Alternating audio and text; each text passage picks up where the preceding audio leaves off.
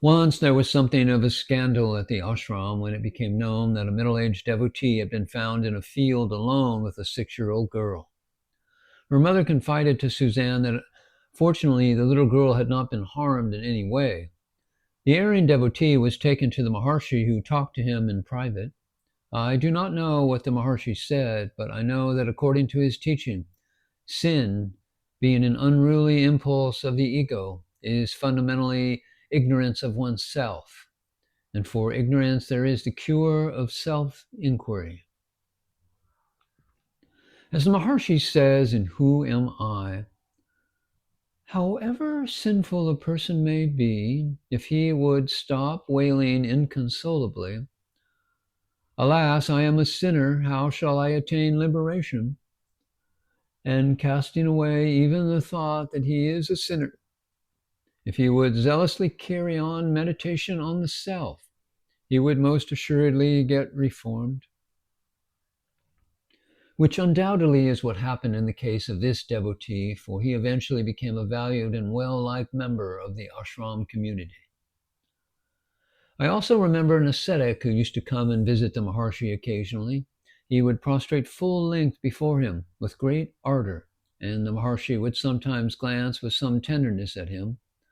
But once, when the ascetic rose from his salutation, I saw something new, like a flash of joyful understanding pass between them.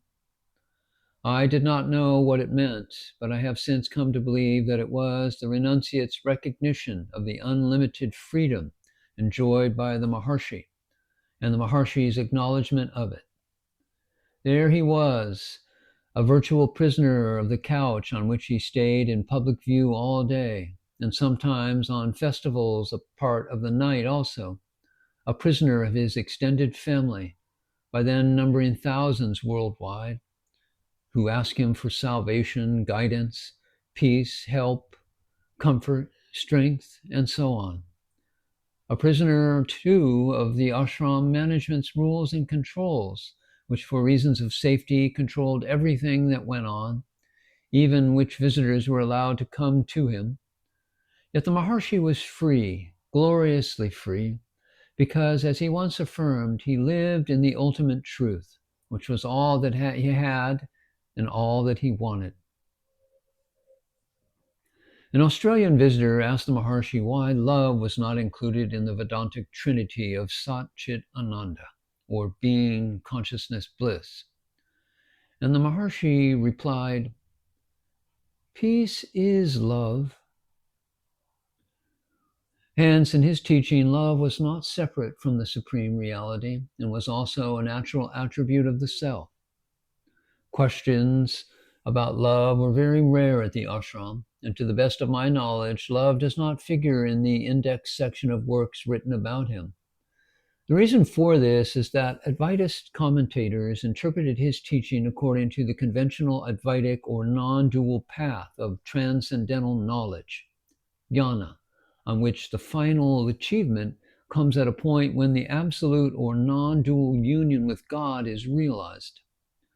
Love was considered by them to belong to the path of bhakti or devotion, a lower path in their view, since it posited an other, that is, the loved one, and therefore had gone beyond duality, or had not gone beyond duality. However, the Maharshi's teaching, like that of all great masters, could not be confined within any conventional framework. In his 5 spontaneously composed poems to Arunachala, he revealed not only a heart overflowing with love for the sacred hill, but also his perception of the hill as love itself. In one hymn he said, let me melt with love in thee who art love. And in another he addressed the hill with the words, kinder even than one's own mother, such is thy love. When he addressed the hill as mother, it was to speak not of power, which is usually associated with the universal mother or Shakti, but of love and grace. Doubts disturbed the minds of some of the ashramites. Some asked themselves, how could someone who addressed Arunachala in terms of love be an Advaitist? At the height of the controversy, one of them declared in an article which appeared in the journal The Path Divine that the famous work, the Ramana Gita, had been written by Sastri with the intent to prove that the Maharshi was not fully Advaitist. And one day in the hall, an old devotee asked him to put an end to the controversy by himself telling them what he was. The Maharshi replied that the love was in him for the self, was the self, and for the self is love, since God is love. The Maharshi, unlike the questioners, had had the experience of self-realization and could speak of love which surpassed duality and objectivity. Silence, called the language of the self, is also love, for in true silence there is no trace of ego, no conflict. The Maharshi himself once gave the definition of silence as the embodiment of love. We owe to the careful reporting of the devotee Sri Bhagavan the details of the occasion on which this occurred.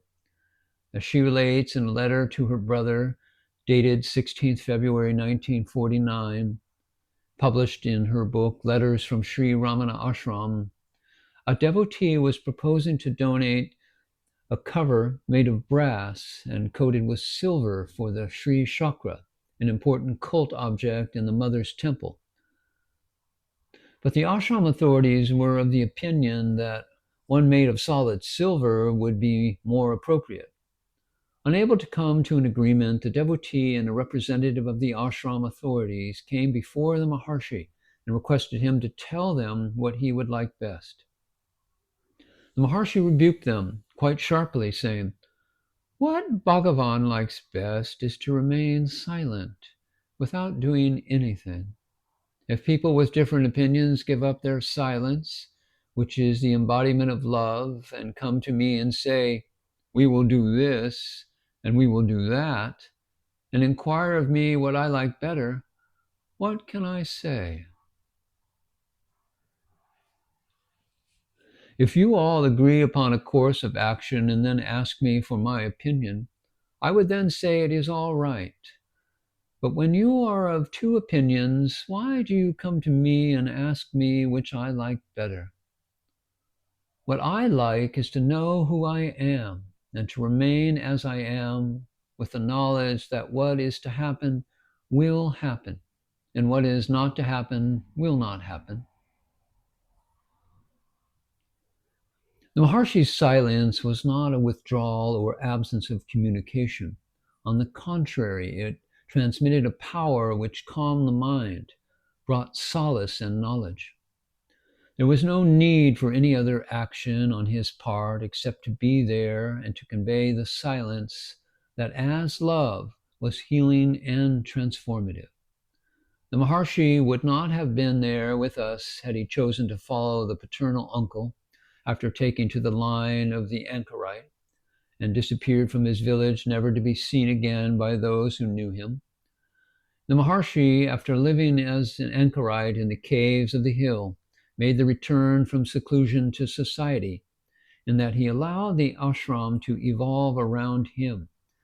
Yet, at a certain level, it is true to say that he never did leave the cave of Arunachala.